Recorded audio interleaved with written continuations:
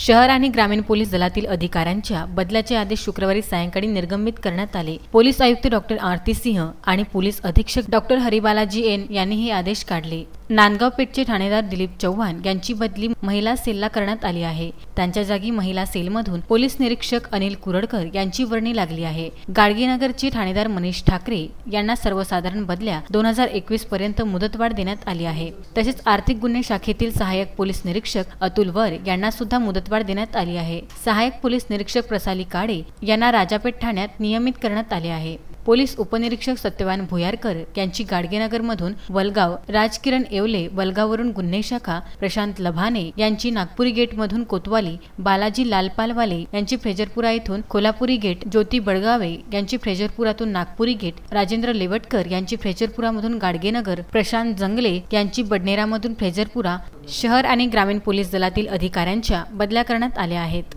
Vidarbha news bureau, Amravati.